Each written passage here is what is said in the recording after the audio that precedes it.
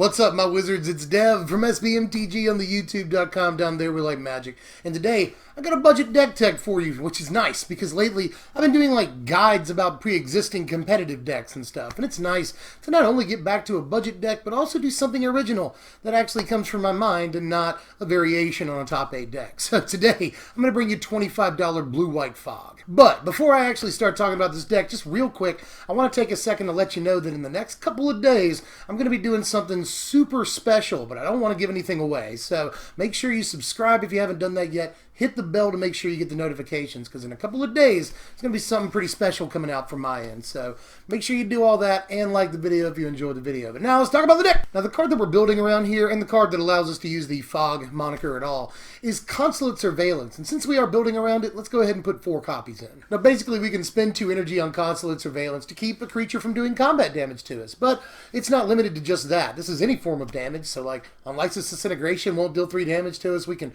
shut down Walking Ballista pretty well. So lots of uses for the card right now, and it comes with enough energy to activate it twice. But this is basically an energy deck. We've got 18 different cards that create energy, so throughout the course of the game we'll be generating energy a good bit, and we'll be able to pour a bunch of it into this to help keep creatures off of our backs. And we've got a lot of like smaller removal and even some sweepers in the deck, so hopefully we can take care of some things early game, drop a Consulate Surveillance, and then just like keep some creatures off the board and deal with whatever's left with Consulate Surveillance. But obviously, Consulate Surveillance isn't the absolute best card in the world, so if you're going to build around it, you have to have a strong support team around this card, and you want it to be relatively defensive, and we'd prefer if those cards created energy for us so we can keep Consulate Surveillance going. So with that in mind, let's take a look at a bunch of cards that create energy and play defense for us. So first of all, let's play 4 copies of Aether Meltdown, which has been getting a fair amount of press lately. People talking about this because it not only shuts down smaller guys, and there's a lot of small guys in the format, it's decent against green-black counters, and it shuts down Heart of Kiran. So a lot of really good uses for this, and we can play it at instant speed. Not only that, but it gives us a couple of energies. So we can always, like, that's an extra activation for Consulate Surveillance. You know, take out your Heart of Kiran. Oh, and by the way, that Toolcraft Exemplar doesn't hit us. So that's pretty good right there. Aether Meltdown is already a fine card, and the presence of Consulate Surveillance makes it a little bit better. Something else that's been getting a little bit of attention lately, in some of the writing that I've seen at least, is Shielded Aether Thief, which we're going to play a whole 3 copies of. Well, SAT definitely passes the test, if you'll pardon the joke there, but let me just read a quick list of all the things that this thing blocks right now, and actually, it blocks a couple of more things than just this, but this is what I've got written down. This blocks Scrap Heap Scrounger, Toolcraft Exemplar, Inventor's Apprentice, the Snake before it gets any counters, Sylvan Advocate before it gets big, Greenbelt Rampager, Veteran Motorist, Depala, Tireless Tracker before it gets big, Kalitas before it gets counters, Grim Flayer before Delirium, and Gifted Aetherborn before it gets any counters in Green-Black Delirium. And there's a bunch of other stuff that this thing blocks right now. It's just a great flash blocker that your opponent won't see coming. It'll almost always give you an energy basically when it enters the battlefield, and it's another good outlet for using energy other than just surveillance. You know, we need a couple of outlets if we're going to be generating all this energy, and one that helps us draw cards is always awesome, you know. So Shielded Aether Thief has been getting a little bit of talk lately, a little bit of tea being dosed about this thing, and I can definitely see why. A flash 0/4 blocker is great in the early turns, and the energy that you'll get from it can either draw you cards or keep other creatures from dealing damage to you. So Shielded Aether Thief is just like perfect in this deck. Now we're basically a control deck. You know, we play a bunch of removals, some counterspells, and a couple of big finisher win conditions. And something else control decks like to do is draw cards. So with that in mind, I'm going to play 4 copies of Glimmer of Genius in the deck, which is probably the best card to generate card advantage in Standard right now, period. You know, instant speed is amazing.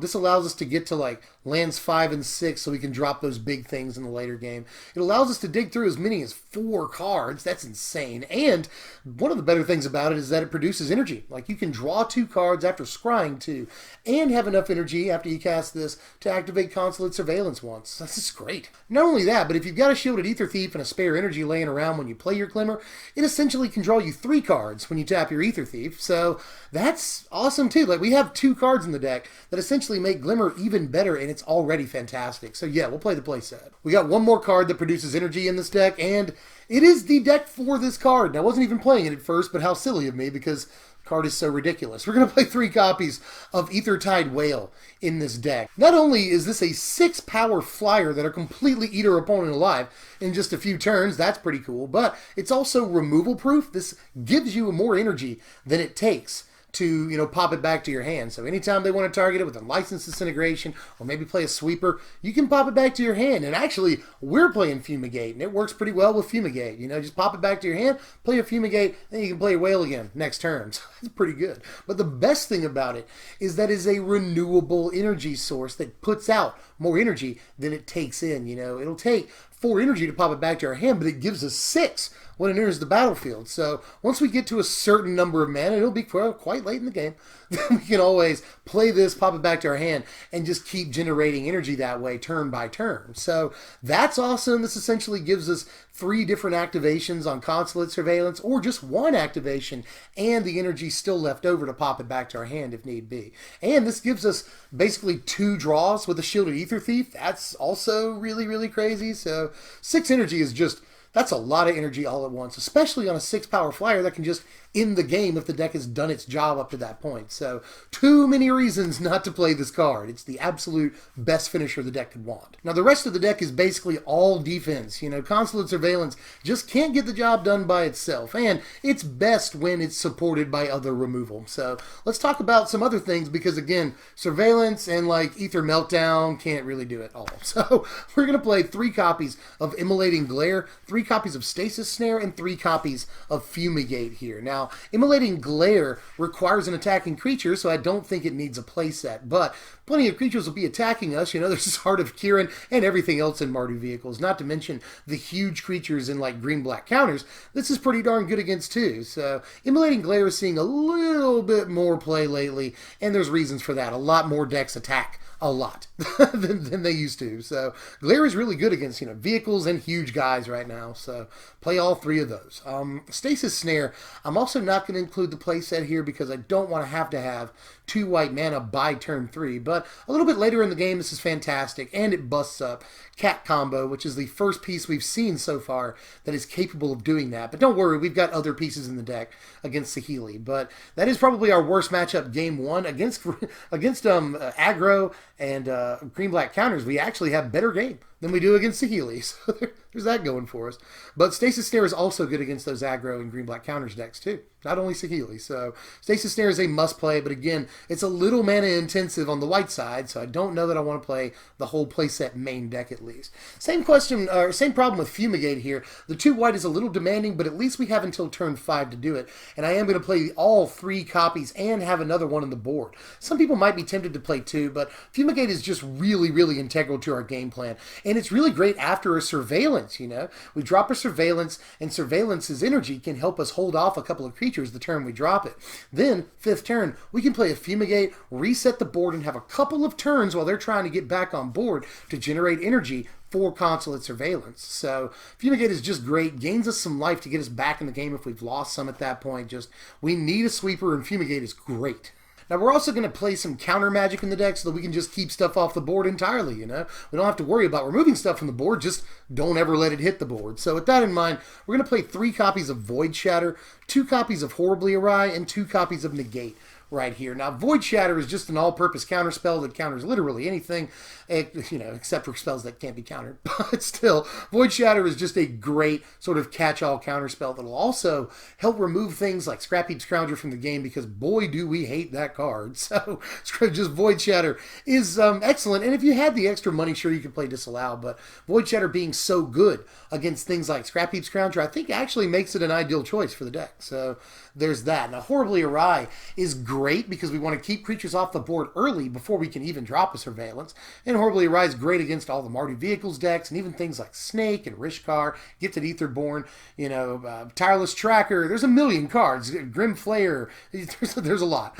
Sylvan Advocate. I keep going. So, and especially Felidar Guardian. This is yet another thing, just like all of our counter magic, actually, that can bust up the Saheeli Cat combo. So, also important for that reason to play at least a couple of copies of Horribly Awry. And then Negate, again, again, bust up the cat combo so you can counter Shielded Aether with this. And you can counter vehicles, you can counter removal against any of your guys. So just, all-purpose sort of negate is becoming more and more of a catch-all as the days go by. And sure, we are seeing a lot of creature-based decks in the format right now, but even those creature-based decks will play a bunch of spells and a bunch of vehicles and stuff, so just negate is really good in this format for countering artifacts, vehicles, planeswalkers, removal, all kinds of stuff. Now we got one more slot in the deck, and I think the budget can handle a one of Govan Bond. So we're going to try that out. Not only can this sort of remove creatures from combat, at least make them a lot smaller. That's always good. But it's also card advantage, which we need a little bit more of because the only other card advantage piece really is Glimmer of Genius and Shielded Aether Thief. But a lot of times against things like aggro, you're going to be using that energy as much as possible on Surveillance. So if you want a little bit of card advantage, you can't get it from Aether Thief. So this is just another thing that'll give us a little bit of card draw, and we really, really want that too. And if we manage to ultimate him, he can really slow people down, very effectively. So lots of reasons to play him, but I think we've only got room and budget for the one of. 25 lands in the deck, and I'm not playing anything like Port Town or Prairie Stream, but if you had the extra dough, you could always throw them on in there because they're much better than Meandering River. Although, you'd probably still play like a 2-of Meandering River even if you had play sets of the other duels. But this works just fine, and 25 lands, you probably could push that to 26, but since we're only 2 colors and we play a fairly long game, we will be getting our drops, but you really don't want to miss an early drop, so we're going to at least play the 25. But if you can find a slot to cut, play 26. I just don't think there is a slot we can cut effectively. Here's our sideboard right here, and a lot of it's fairly self-explanatory. Ceremonious Rejection, always seeing that in blue sideboards, takes out things like Heart of Kirin and other vehicles, and the stray Aetherworks Marvel, from time to time. Negate is so effective that it definitely gets another 2 copies. Immolating Glare against aggro, Horribly Awry against aggro, and I will often put it in against cat combo as well. 4 Anticipates against the control matchup, another Fumigate against aggro, Sphinx of the Final Word against control, and another Stasis Snare mostly in there against Saheeli. Now, since that was so quick, a lot of you have asked me a few times to do sideboard guides. What do you take out? What do you put in? Well, I will give you one matchup right here because we are fairly bad game 1 against Saheeli because they don't really care that much about Consulate Surveillance or half the stuff that we're trying to do to keep creatures at bay. So we have to have decent sideboard strategies against them. Here's what we should normally do. I would take out all 4 Surveillance, the 3 Immolating Glare, and the 3 Fumigates, and I would add the 2 Negates, all 4 Anticipates, a Stasis Snare, 2 Imprison in the Moons, and a Sphinx of the Final Word. That's usually what we'll do, but we'll also sometimes add a Horribly Awry, and all we have to do is take out an Aether Meltdown or something. Not too hard. If you wanted to, you could upgrade this deck and just go with blue-white control. It's entirely possible. And there are some upgrades, but they're fairly pricey. You could always play Spell Queller. That's an excellent card. And I also think Gideon could slide into this, even if you kept Consulate Surveillance. That'd give you a ton of 4-drops, definitely. But if you wanted to do it, you could always sit behind Consulate Surveillance and just let Gideon poop out little dudes every turn. And eventually you turn the tide of the game. So, yeah, possibly Gideon's just always good in every situation. I've already mentioned Disallow. That could be good. You could also improve the lands. I've talked about that. Declaration in Stone. Maybe I've brought that up too. You could also put that in if you had the $3.50 or $4 a pop. And then the sideboard could use Authority of the Consuls if you wanted to put that in. Although I'm not really sure what to take out of the board. Imprison in the Moon is probably takeoutable. But it's very effective against planeswalkers, and we don't have a whole lot of uses against them. Also, I should point out, by the way, real quick, if you don't have Imprison in the Moon, but you do have in Quarantine Fields work just as well, too. Here are your power rankings right here. A final score of 57, which actually isn't too bad for a $25 deck. It's about 20 for the main. It's about 5 for the side. So you're not spending too much on this thing. This is one of the lower budgets that we've done in a while, although we did do the $3.50 mono green deck. But still, $25 is nothing to sneeze at, and that's a decent score with some decent play, honestly. Sometimes we can get run over by aggro, especially game 1, but we have a good chance of coming back game 2 when we add all of our removal in from the board and maybe take out some of the top-end counterspells and stuff. So, we've got decent game throughout the match against some stuff, and yeah, again, Consulate Surveillance isn't the best card ever, but a lot of the other cards in the deck are at least fairly powerful, or again, getting some attention lately. Shielded Aether Thief and Aether Meltdown, I've seen a lot of writing about lately because those cards are fairly effective, and they're really, really cheap still. So, take a look at those cards. I'm telling you, those cards are better than they may appear at first glance. And we've got things like Immolating Glare, Stasis Snare, Fumigate, all effective removal pieces. We've got a pretty good counterspell suite right now. You know, Void Shatter, Horribly Awry, and Negate are all fairly versatile counterspells in this format right now. So Glimmer of Genius is a great, card advantage piece. Aethertide Whale is a better finisher than it looks like too. And it's a perpetual motion machine that puts out more energy than it actually takes in. So it's just like a lot of really cool little wrinkles in the deck, a lot of defense. We get to play Govan Bond too, so like the deck is really cool and plays more powerful pieces than it initially appears. And again, Consulate Surveillance, I've already admitted it's not incredible, but it looks really bad. But you'd be surprised, man. Second turn Aether Meltdown on their Heart of Kirin or something. Then you play Shielded Aether Thief to like block a dude, get an extra energy. And then you'll play a Consulate Surveillance, and look at that. Suddenly, you have the energy to remove like 3 dudes from combat for a turn and have an energy left over. Block something else that's left over with Shielded Aether Thief and get another energy. You can remove something else from combat. Just, you'd be surprised that a Consulate Surveillance can actually keep you going for a good little bit of time, especially if you're able to lock down things with Aether Meltdown, if you're able to like blow stuff off the board with Immolating Glare. Just kill 2 or 3 smaller dudes in the beginning of the game with your spells, and then Consulate Surveillance will take you farther than you think. Then you drop a whale and you're like, you just win the game. Like seriously, you'd be surprised. This deck is actually pretty effective for how dumb it looks. So give it a shot. It's only like 25 bucks. Report back to me. Let me know how you feel about it. And what are we doing next time? Because I'm tapped out on this one for now. Well, next time is Mono Black Aggro, and it's only going to cost about $40 or $50 from what it's looking like right now. I do need to get a couple of things cinched up with that deck and probably get a couple more games in with it, but still, it's almost ready for you, and it's probably going to be coming on probably Friday or Saturday morning. Thursday morning is when I'm going to give you something fairly special, so again, if you're not subbed yet or you haven't hit the bell, do that, because I'd really like for you to get that notification on Thursday morning. And again, like the video if you enjoyed this video. So I will see you guys very, very soon. I'm Deb from SBMTG. Thanks for watching, my wizards. I caught him. You caught him? Nice. My wife has been trying to catch the glacier fish on Stardew Valley like all night, and she finally caught the glacier fish. It's one of the legendary fish. You haven't played Stardew Valley, play it because it's like the best game that came out all last year. Seriously, like, it's really good. But anyway, that's awesome that happened at the very end of the video. My wife caught the glacier fish. Yeah!